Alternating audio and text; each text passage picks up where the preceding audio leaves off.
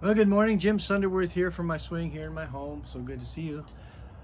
Yesterday we were talking about heart. Last thing we talked about was God said something about Caleb. He said there was a different spirit. There was a whole new focus. There was something about Caleb that was amazing because he had a heart for God. He had a heart of belief. He believed God was bigger than any mountain. He believed the fact that he was going to serve him with all of his heart. And that's a main thing. I remember one of the first scriptures that I really began to focus on as a young minister, as far as in song. You see, I think worship best comes, and it has to come from the heart.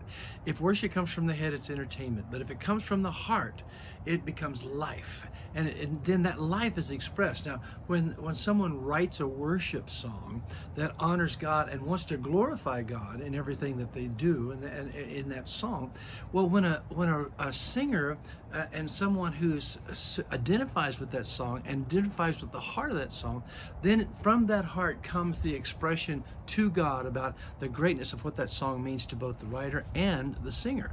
And then it becomes life. So this is one of the scriptures that I found. It was Ezekiel 36:26. In fact, I like to go to it because it's very important. I want to read it to you. It says, God was speaking to the children of Israel again, and he was saying, I will give you a new heart. And, he'll take away that old stony heart out of your flesh. He said, and I will put a new spirit within you.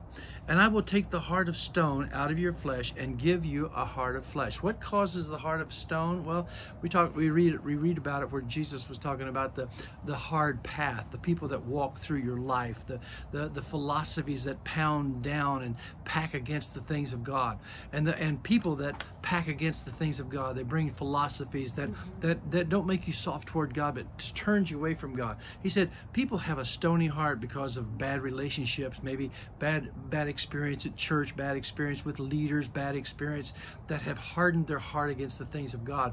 But he said, I want to give you a new heart. And I remember, even though I was brought up in church all my life, I was kind of religious. I was kind of hardened to it was kind of like having a vaccination. You get just enough to vaccinate you from the real thing. And then finally I got a new heart. Let me tell you something. When Christ came into my life and my heart, it changed my song. I softened up to the things of God. And he said, a new spirit will I put within you. I will cause you to walk in my statutes. In other words, from your heart, as Caleb said, look, I know God's going to give us this land. He said he was going to give it to us. I believe it with all of my heart. He's bigger than any kind of giant or anything in that land. And he said, I know with all my heart I'm going to serve him. And I know he will do what he says. And then he says, and you shall keep my judgment. When you keep something, you keep it because you like it.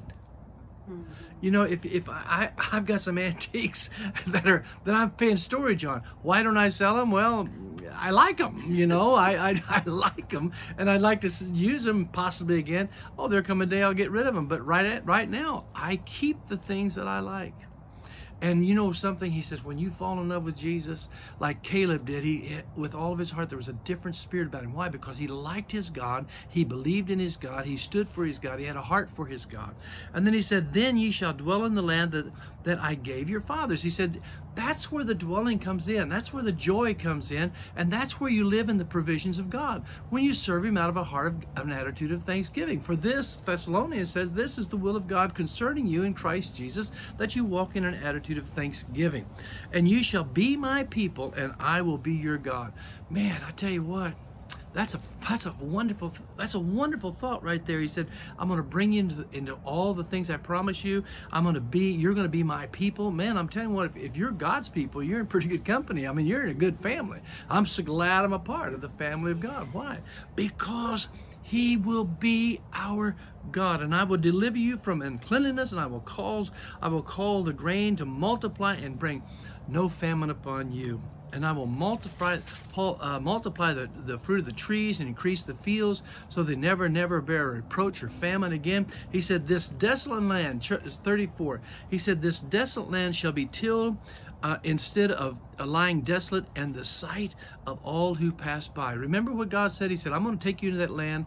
He said, I'm going to let you take that land little by little, so there'll be no desolation whatsoever. You'll take that land. And then he said, this desolate land, so they will say this land that was desolate has become like a Garden of Eden. I know in my own life, my life changed when I gave my heart to Jesus. And then the songs began to happen. And when the songs began to happen, the ministry, then people began to say, wow, look at that. There's a difference in his life. That's the deal. The difference comes with a different heart. As he said to Caleb, he said, there's a different spirit with Caleb and Joshua. They believe.